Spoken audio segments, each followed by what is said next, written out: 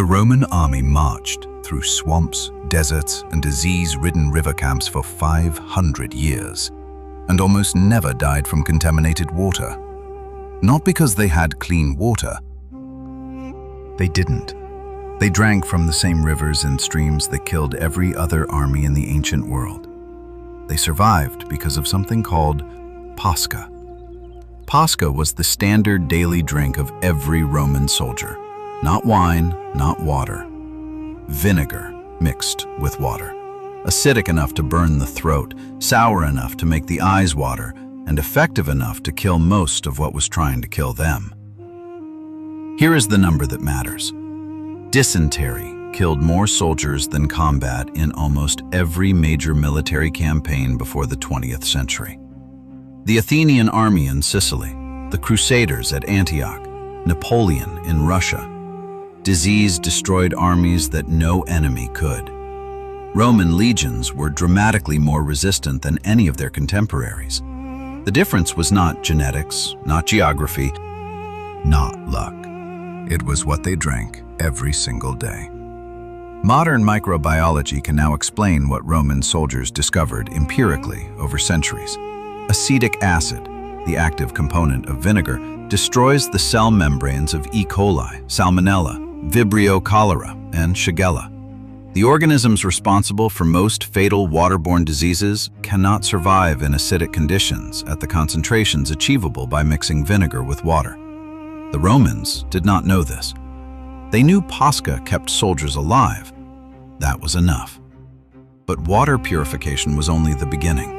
A Roman soldier marched 20 miles a day carrying 40 kilograms of equipment on a daily ration of 1 kilogram of grain, some salt, and Posca. No fresh meat, no vegetables on campaign. By modern nutritional standards, this diet should have caused rapid physical collapse within weeks. It did not. Roman soldiers maintained performance over months that contemporary armies could not match. The explanation is Posca, and it has 3 parts that modern science has only recently confirmed. First, blood sugar. Acetic acid slows the breakdown of carbohydrates in the gut, reducing the speed at which glucose enters the bloodstream. The grain ration that would produce an energy spike followed by a crash in a normal person was, with Posca, delivering sustained, even energy release across the entire day. Modern sports nutritionists recommend exactly this: slow-release carbohydrates paired with compounds that moderate glucose absorption. Second, hydration. Pure water consumption during extreme exertion dilutes blood electrolytes, a condition called hyponatremia that causes muscle cramps, cognitive decline, and, in severe cases, death. Posca contains potassium and magnesium.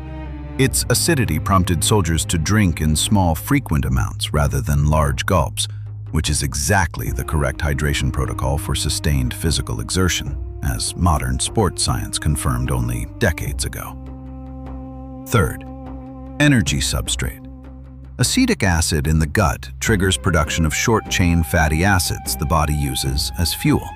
Soldiers drinking Posca throughout the day were receiving a continuous, mild energy supply that pure water cannot provide. 1 drink, 3 performance mechanisms. 2,000 years before anyone understood why. Posca appears in Roman military records consistently across 5 centuries, but it also appears in one specific moment in the most widely read text in Western history: the Gospel of John. Chapter 19. Jesus is on the cross. A Roman soldier approaches and offers him a sponge soaked in liquid on a hyssop branch. The liquid is described in the original Greek as oxos, vinegar, posca. This moment has been interpreted for 2,000 years, primarily through a theological lens. But the military context is simple. Posca was what every Roman soldier on duty carried, standard issue, as unremarkable as a water bottle today. The soldier offered what he had. What this tells us is logistical. By the 1st century AD, Posca was so universal in the Roman military that it was the default liquid a soldier would reach for in any situation, without thinking about it. Roman military physicians also used Posca topically on wounds. Dioscorides, a Greek physician who served with Roman armies, documented acetum applied directly to combat injuries. Modern wound care research has confirmed why this worked. Acetic acid disrupts bacterial cell membranes on contact, reducing the bacterial load in damaged tissue. A 2015 study in the Journal of Wound Care found acetic acid effective against Pseudomonas aeruginosa, one of the most antibiotic-resistant wound pathogens, at concentrations achievable with household vinegar. Roman medics were doing this 2,000 years before the study existed, not because they understood bacterial infection, because they noticed that wounds treated with acetum killed fewer soldiers. Empirical medicine. No mechanism required. If Posca worked this well, purified water, stabilized blood sugar, improved hydration, enhanced endurance, treated wounds, why did we stop using it? The answer is one of history's most consequential snobberies. Posca was soldiers' drink, poor people's drink, the drink of slaves and laborers. The Roman upper classes drank wine, aged, sophisticated wine that signaled wealth and education. Posca was beneath them. It was what you gave soldiers because soldiers were not people you wasted good wine on. When the Western Roman Empire collapsed in the 5th century and Germanic kingdoms replaced Roman military institutions, they brought their own drinking culture, ale and beer. No tradition of vinegar drinking, no institutional knowledge of Posca. Roman military medicine was practical and oral, passed from medic to medic in field hospitals. When the legions stopped existing, the knowledge dispersed and disappeared. Medieval European armies went back to dying of waterborne illness at rates the Roman legions would have found catastrophic. The 19th century, 2,000 years after Posca, had to rediscover that contaminated water caused disease. Germ theory, water treatment, the entire apparatus of modern public health rebuilt from scratch. The Romans had solved the problem empirically. Then the knowledge was lost because it was associated with the wrong social class. The wellness industry rediscovered Posca in the 21st century. They renamed it apple cider vinegar. They sell it for $20 a bottle and attribute to it almost exactly the properties that Roman military physicians documented 2,000 years ago. The marketing is new. The mechanism is ancient. The science has now caught up to what Roman soldiers knew by habit. A 2004 study in diabetes care found vinegar consumption before a carbohydrate meal reduced blood glucose spikes by 20 to 30% in people with insulin resistance.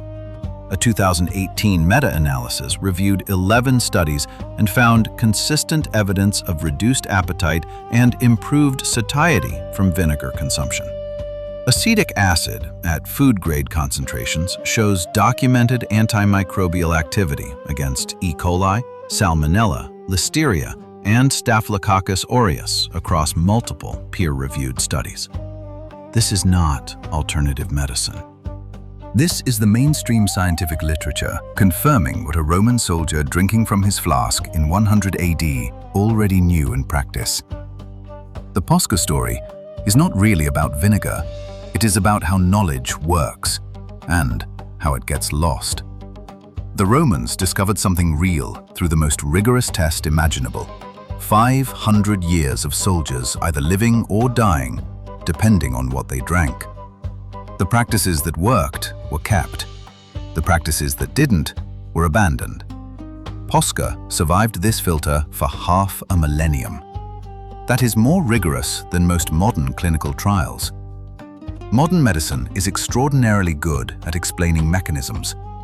It is sometimes less good at noticing what works before the mechanism is understood. The Romans paid attention to outcomes when they had no access to mechanisms. The outcomes were unmistakable. Make your Posca. 1 tablespoon of apple cider vinegar in a glass of water. Add honey if you want it to taste less terrible. The Roman army marched 20 miles a day on this, through Gaul and Syria and Egypt and Germania. You can probably handle your morning.